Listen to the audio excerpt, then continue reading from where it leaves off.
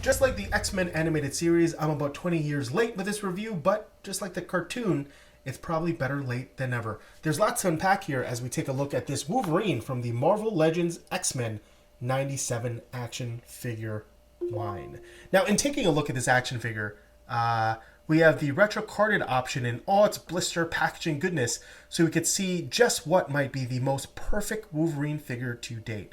The figure, according to Sell Sheet, is fully articulated with premium design and posable head and arms and legs. Great, thanks guys. This Marvel action figure comes with 4 accessories, which we can see here. 2 hands, a head, and the unmasked masked for this guy. All right, I don't know if that makes sense. And the 6-inch scale really makes them perfect for posing and displaying in fans' collections. So let's take a look at this packaging.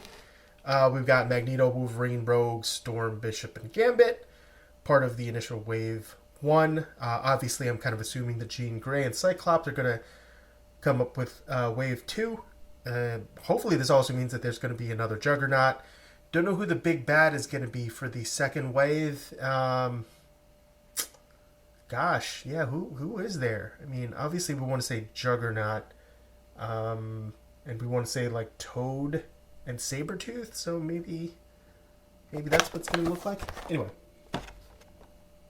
So, let's open the toy up and see what we've got inside.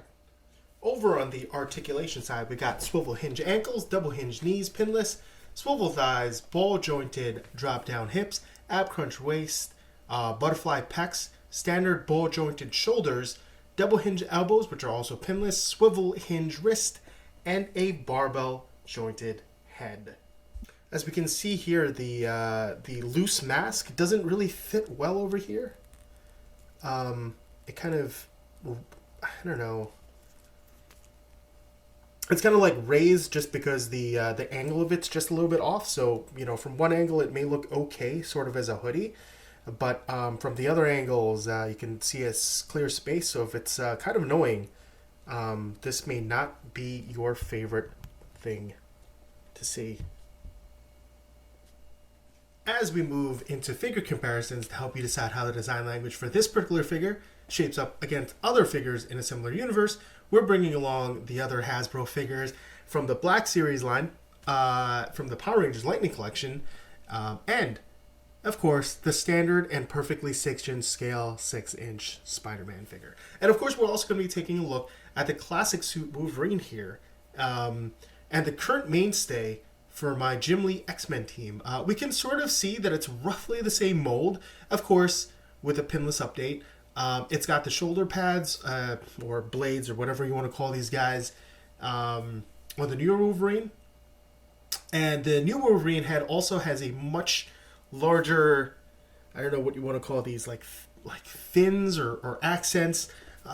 Excuse me. Pulling it more in line with the animated series vibe. The biggest difference here, though, at least to me, are that the claws that look a lot more like spikes in comparison with the older version that look more like knives. So we can see it. So we can see it here. They're kind of rounded, and they look, again, a lot more like less like knives and more like spikes.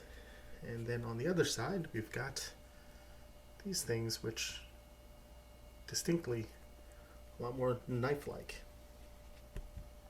So let's leave those two in the foreground. However, it appears that the animated figure did improve on the claws, where they're not being all bent out of shape, which is actually the reason why on this older figure you see that I've removed the claws, because they just wouldn't align correctly, and 2 of the claws kept on touching each other at the tips. So, yeah. Anyway, so let me know what you thought of this figure. Did you love it? Did you hate it? What kind of stuff do you prefer collecting, and what figures are you looking forward to in the next couple of months? Thanks for watching, and stay tuned for more content.